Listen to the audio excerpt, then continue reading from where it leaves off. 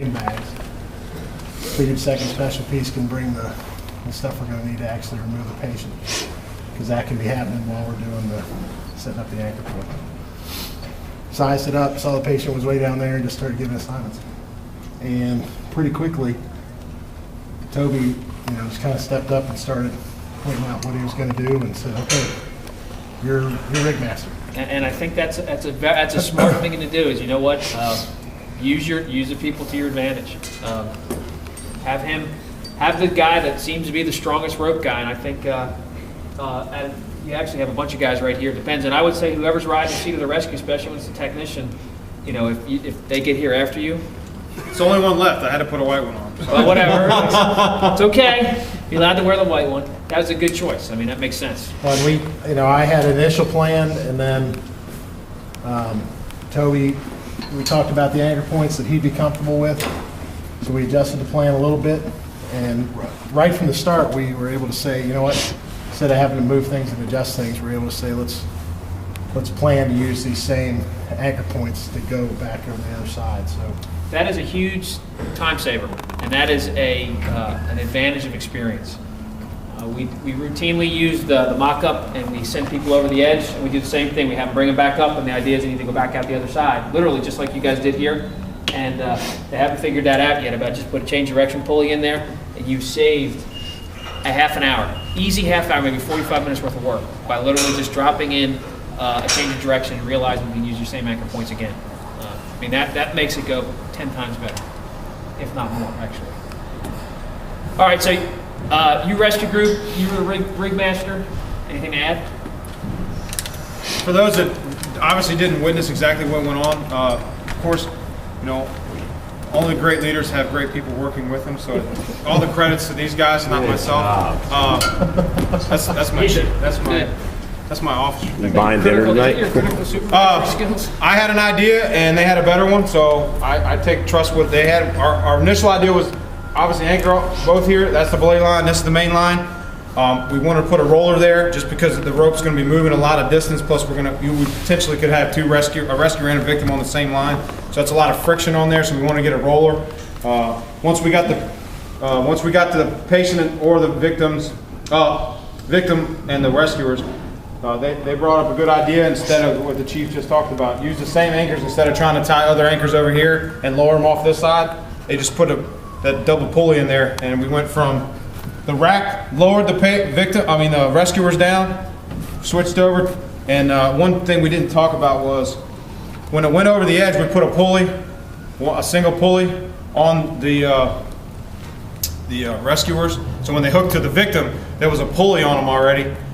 So basically, we lowered them in a 2-to-1. So as soon as they got to the ground in the rack, we just put a change of direction in here, and these guys just hauled from here already on a 2-to-1. So we didn't even have to put any other kind of haul system in there. And with the biggest thing we were worried about was, the great idea was to use the 4-to-1. The problem is the length. This is all the room we have to work with. You talk about like Possum Point, places like that where you got limited areas. This is probably a scenario that you could use that for. Just you got to know how strong your people are. Fortunately, he's a big guy. He can do like 2 or 3 people. So, we did that. Hauled the victim up on the 2-to-1. Got him to this point. Put both the main line and the belay line through that double pulley, and then put the rack back in that we just used, and then just lower them off the side. So, looked pretty simple. We talked about if we did not have an ox up here to actually just reach over and pull you guys up, is running that 4-to-1 line down to the parking lot where the engine company would be able to actually have as much room as they wanted to pull. We were going to piggyback on the main line out in the parking lot, and they were just going to have all the room in the world down there. But the engine got a call, so we didn't have those guys. Plus, just to make it more simple, we just figured maybe we'd try with a 2-to-1. If that didn't work, our plan B was to just, in that pulley that we had for the change of direction for the lower off this side, we were just going to add a Prusik and another pulley and make it a Z-drag 3-to-1, just to give us some more. 60. Yeah, you're right, because there's 2-to-1 already in there. You'd have plenty. It's just it'd be a lot of resets because just the nature of it. But it would work. Multiply. Yes. All right, thank you. The guys went down to make the rescue. You guys got anything to add? No, I just wanted you to make sure you set your equipment up. The LSI, we had one side that goes underneath the leg, still hooked on the inside, so we had to take it all apart to go in and figure it out, but that's realistic. That's how things will work. Right. It reminds me of a point, when initially you told us to bring the Stokes basket up, we realized quickly that the Stokes basket probably wasn't going to work in this instance just because of the size, so we went to the LSP. Of course, usually we'll bring the stuff up here. We probably should have brought the Stokes basket and the LSP and staged I it. initially, and who knows how well you're hearing, I initially said Stokes and the LSP, figuring, hey, we got options. Right. And then once we do is we get it up here, stage it, and once we send the first guy, then he decides, hey, look, this is what we're going to have to do to get him out. Because we cheated because we walked that way, but typically the guy over the cliff is going to have to decide how to get him up. Right. So, I mean, we recovered from that pretty quick because we already had the Stokes basket loaded, and we're like, man, this isn't going to fit very well. So we just switched to the LSP. So that's something. Thank you for reminding me. That's a point well taken, is that if you can, you should give the guys who are going, identify the guys who are going in the hole as soon as you can. I think confined space, you're going to give them even more time because they got all that extra stuff on. But give an opportunity to kind of take a look at their equipment. We had to go to plan B while they're already down there in the hole. That routinely happens. What's the other patient packaging device that would Sked. work here? The sked would work really well vertically. Burrito. You make a big burrito, and you can do a sked can come up vertical, or it can come up like a stretcher, and you can do whatever you need to do based on the circumstances. And realistic, being in confined space, we typically would get them to a spot that we had to go in and haul them in anyway, and it makes it that much easier. Right. And the other one that not everyone has, and that you're starting to see it in the county, is the Spec Pack, which is the improvement of the LSP. It's just the next generation made by, I can't remember the name of the company right now, but Spec Rescue is the one who designed it with this company. I can't remember the name. It's the next latest and greatest LSP. In fact, if you can, I would recommend when it's time to replace your LSP, get the Spec Pack. All right, anybody else? Command, you got anything to add? Anyone else here got anything to add? No. I just want to say thank you for letting us come out and hang out. Hey, absolutely. Anytime. Thanks for, yeah, we like lunch. Well, Good job. Took an hour and 10 minutes, which is actually pretty good. I mean, obviously the golden hour, I said start at 10 after 1, and you guys are up here completely done at 20 after 2. So the timing was actually very good.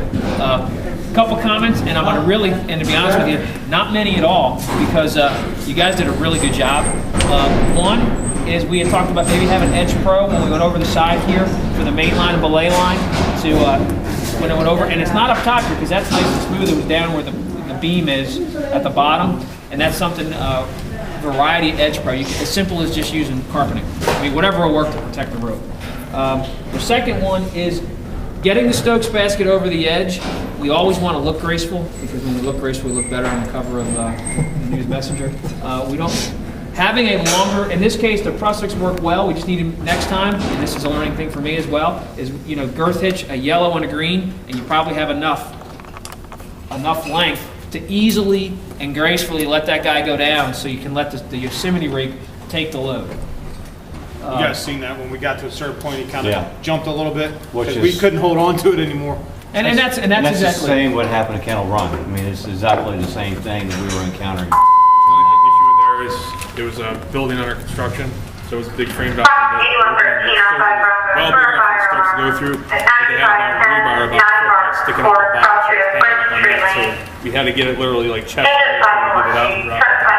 And it wasn't the smoothest transition. So just give it, it doesn't necessarily have to be Prussics, it could be webbing, it could be something, but just think about that when you're going over the edge and your anchor point's below you in this sense, because the anchor point really was below and you had to get it so the system would load. The last thing is, just for your consideration and think about it, is I would always try not to use double pulley, and again, because if that particular anchor point fails, everything fails with it.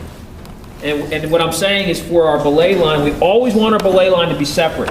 And you could have taken the belay line and wrapped the girder itself or this girder or something and just have a separate pulley there. Just because if that webbing gives way, well, you all are going to get smacked in the face with it, literally. So, I mean, bad enough that may happen, but at least we won't let the patient, fall to their death. So just something to think about. But I tell you what, it went really smooth. I mean, the flip side is you are evaluating your anchor points, and there's always a give-take there. And sometimes you have no choice but to do that because of what the anchors the anchors will allow. So just kind of keep that in the back of your mind. Anytime you can, always a separate anchor point from start to finish for your belay line. The belay line, since it's going through a COD, should have a separate anchor point and its own pulley for COD, just to make it cleaner, so if there is a failure, it's not going to be a catastrophic failure. Otherwise, that was an excellent job. Really went well.